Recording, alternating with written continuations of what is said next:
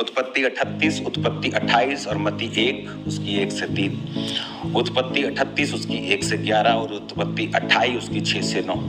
इसमें हम पढ़ते हैं कि किस तरह से एक कनानी औरत के साथ शादी करने से यहूदा के जीवन में मुसीबतें आती हैं और उसके बच्चे मर जाते हैं। पाप करने से एकदम आपकी लाइफ में कुछ नहीं होता। कई बार आप सोचते हैं कि एकदम से कुछ होगा, नहीं, लेकिन आप डाउन जाना शुरू हो जाते हैं, आप नीचे की ओर जाना शुरू हो जाते हैं और तब आपको ये समझ आती है जब आप नीचे जा चुके होते हैं।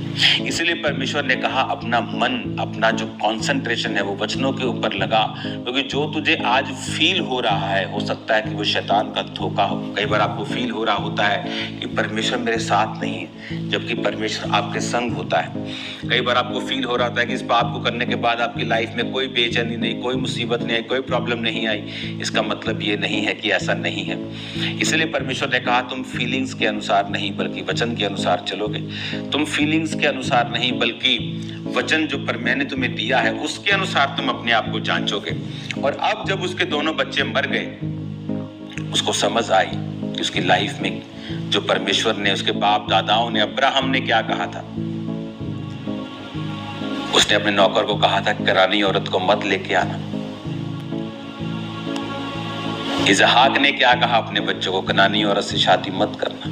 लेकिन एसाव ने फिर कनानी औरत से शादी की।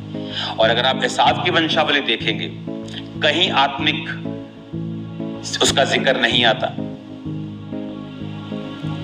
वो गुम हो गया दुनिया में, पाप में, और फिनिश हो गया,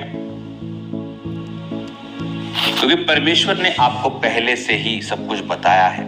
जब हम वचन पे चलते हैं, जब यहूदा वचन पे नहीं चला तो एकदम से वो पहाड़ नहीं टूटा मुसीबतों का। पहला बच्चा हुआ, दूसरा हुआ, तीसरा बेटा, ऐसा लगा कि वचन फालतू में लिखा हुआ। ब्लेसिंग है, वाइफ, सुंदर वाइफ मिली, बच्चे हो रहे हैं, बेटे हो रहे हैं, 3-3 बेटे हो गए, बड़े हो रहे हैं, हट्टे कट्टे, उनकी शादी हो गई। तब शुरू हुआ बदला, तब शुरू हुआ उस पाप का कॉन्सिक्वेंस जो परमेश्वर ने कहा। अगर उसने कुछ कहा तो वो तुम्हारी बेहतरी के लिए कहा। परमेश्वर ने इसलिए नहीं कहा कि तुम निराश हो या तुम दुखी हो जाओ। वो जानता है आने वाले समय में शैतान किस योजना को लेकर बैठा है और परमेश्वर की योजना क्या है। अगर आप परमेश्वर के वचनों के ऊपर विश्वास करेंगे तो आप फ्यूचर में उसकी ब्लेसिंग को भी देखेंगे। आप देखेंगे आपकी लाइफ दूसरों से कहीं अधिक ब्लेस, कहीं अधिक शांति से भरी हुई है। अगर आज पाप करेंगे तो हो सकता है आज फर्क ना पड़े, लेकिन कल को जरूर पड़ेगा, क्योंकि पाप का जो कॉन्सिक्वेंस है वो आपकी लाइफ से कभी नहीं जाता।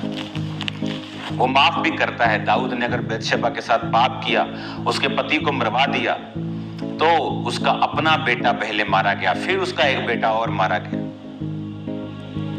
ये उसका कॉन्सिक्वेंस था कि उसे नंगे पांव फिर से पहाड़ों के ऊपर जाना पड़ा, उसकी बेइज्जती हुई।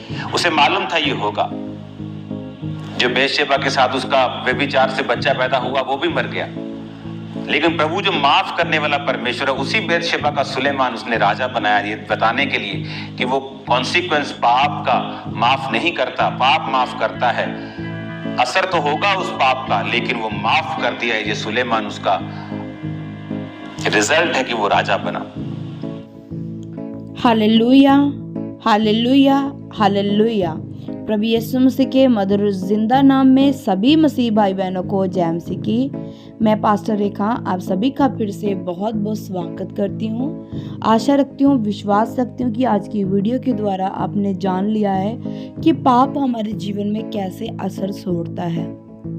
क्योंकि हम पाप तो कर बैठते हैं, माफ़ी भी हमें मिल जाती है, बाइबल कहती है, पर उसका जो असर है उसकी सज़ा तो हमें मिलती है। आज मिले या कल मिले, उस असर तो हमारी ज़िंदगी में आना ही है। जो पाप हमने किया उसका जो रस है पाप का, वो तो हमें लेना है, चाहे हम आज ले लें चाहे हम कल ले लें। खुदावंद के प्यारे लोगों, इसलिए यही बार बार किया जाता है कि पाप मत करो, पाप मत करो, पाप मत करो, क्योंकि पाप का जो असर है ना वो बाद में मालूम होता है। हम चाहे माफ़ी मांग लेते हैं प्रभु से, माफ़ी पा भी लेते हैं, पर उस पाप का जो असर है ना वो भी हमें झेलना पड़ता है। तो उससे बेटर यही है कि हम पाप ना करें, ताकि हम परीक्षा में ना पड़े, ताकि हम उन कामों में ना जाएं जो हमारे सहने से बाहर हो। हालेलुया। प्रभु इन वचनों के द्वारा आपको आशीष और बरकत दे। सबको मेरी तरफ से जय मसीह की। मसीह में सदा आनंदित रहें, मसीह के वचनों को सुनते रहें और चलते रहें प्रभु यीशु मसीह के नाम से।